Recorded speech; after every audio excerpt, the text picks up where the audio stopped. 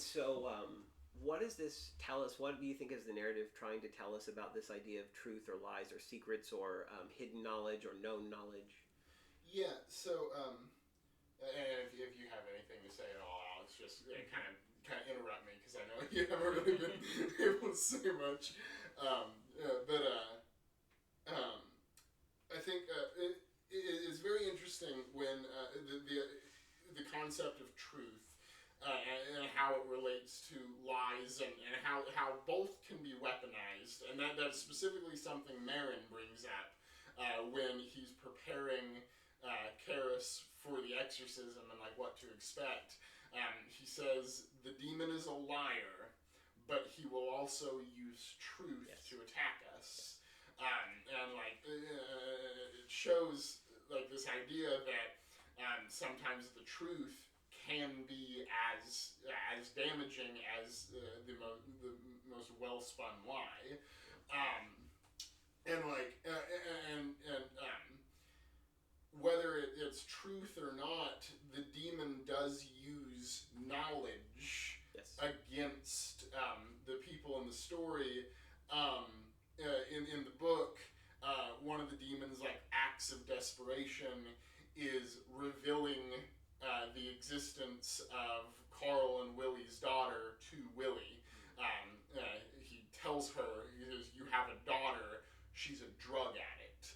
And then Carl is like, "Don't listen to him. Like he's a liar. Get out of here."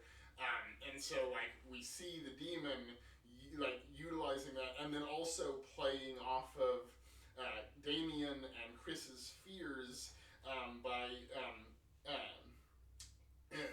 saying to Chris, it was like you neglected her in the divorce, which put her in a position where I was able to come to her, and I was able to take the place that her father left behind.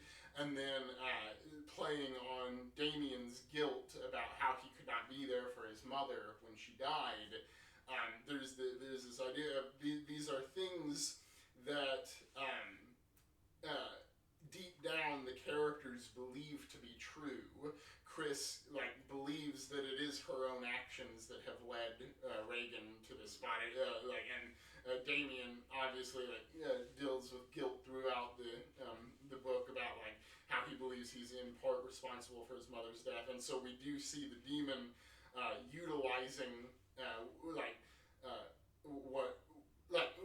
I don't think it's as clear cut as to say those statements are or are not true, but the characters at least believe them to be the truth. And they may, in that sense, be a mixture of truth and lies, or of the unknown and the known. Yeah. I was also thinking of knowledge in terms of the larger biblical narrative. Obviously, knowledge is like this original sin, and I've always hated, that idea that knowledge is what brings the world down. Knowledge is what's being criticized in Genesis, and that's why I tend to prefer Lilith to Eve, as we were talking about the other night. But this idea of knowledge being used against them, and especially with the demon possessing a girl who's probably on the verge of pubescence. This to me is kind of like an Eve analog in some ways, to say now she's taking the snake in this modern sense. It's bringing her knowledge, but it's also this downfall. It's also she's been touched by otherness.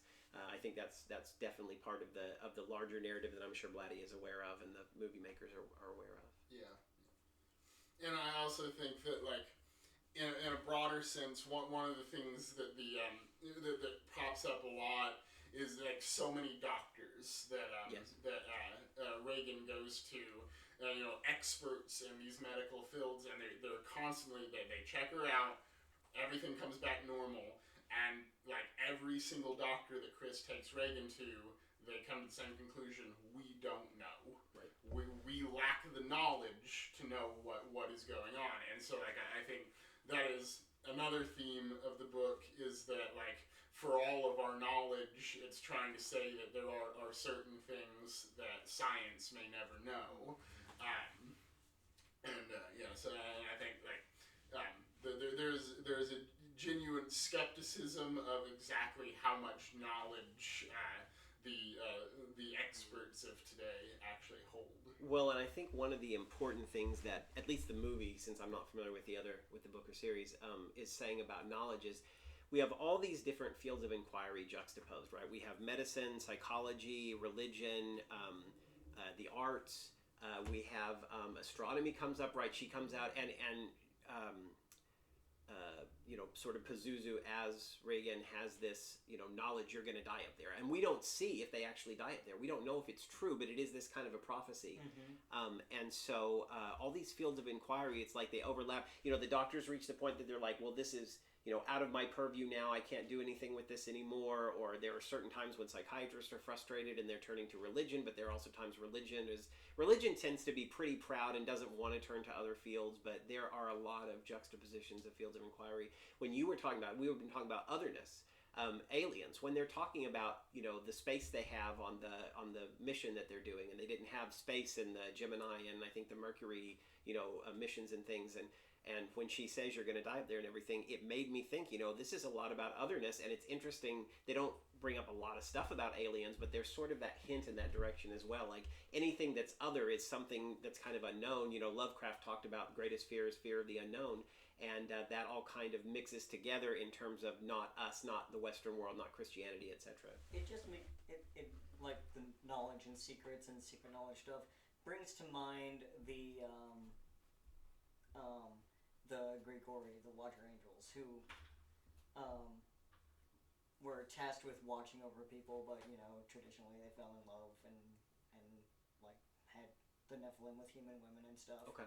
Which one of the other reasons they were eventually like hunted down and put into like turbo hell was because they taught humans things that they weren't supposed to do, like astronomy, meteorology, writing. Interesting. Yeah, and in fact, we have writing here. We have lots of different languages coming up. Yeah, we have English and English in reverse, of course, but we have German and right. There is some writing. There's also Arabic, the Kurd. Right. And what's the language spoken at the beginning that they're speaking in Iraq at the very beginning of the film? Is that Arabic too, or? I believe it might be. Since it's in Iraq, it's probably Arabic. Okay.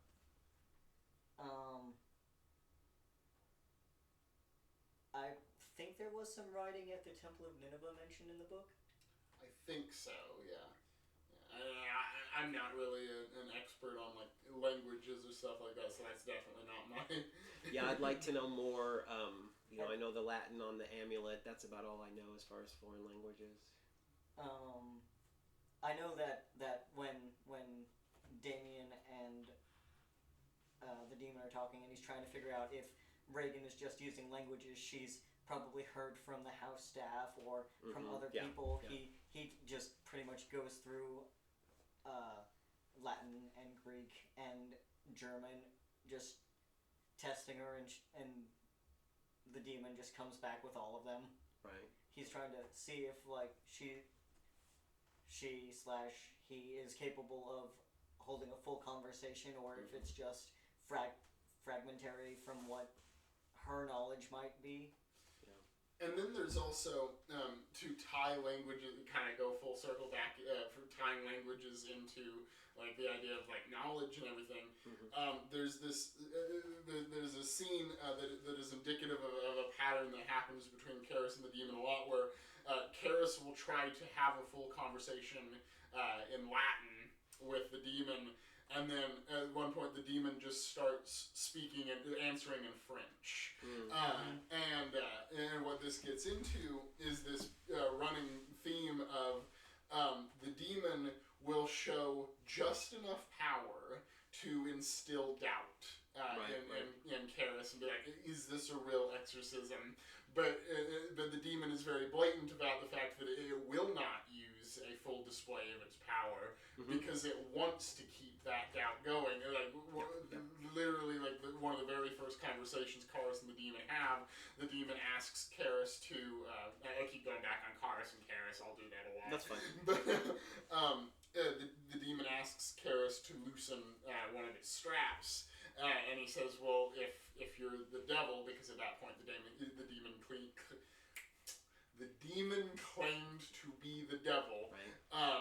He said, if you're the devil, you should have the power to just make the strap disappear. And the demon says that would be far too vulgar display of power. Yeah. And so, like, there's this idea of, like, not wanting to give the full knowledge of exactly what's going on, because the demon wants to instill doubt in Karth, knowing that Karth is a psychiatrist and is trying to weigh the options of, is this an actual exorcism? Is this an actual possession? Is this and Karis is one of the characters that extends between fields of inquiry because he's on the psychology end and the medical end, and the religious end, and so it's almost like that making him play dual roles, or the demon itself playing dual roles, is playing into that because he's kind of playing both sides. Yeah, this could be psychological. Yeah, this could be religious. I'm not going to really let you know.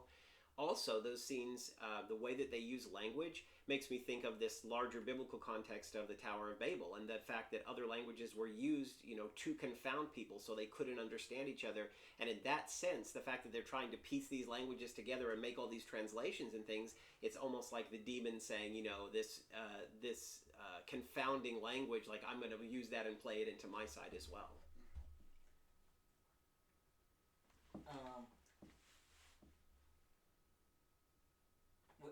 Along the lines of secrets and knowledge and stuff, as far as like the Exorcist series goes, when Pazuzu makes his return and confronts the secret society of upper echelon people who are voluntarily becoming possessed. Pretty much all of the demons just instantly know who he is, but one of them decides to get cocky until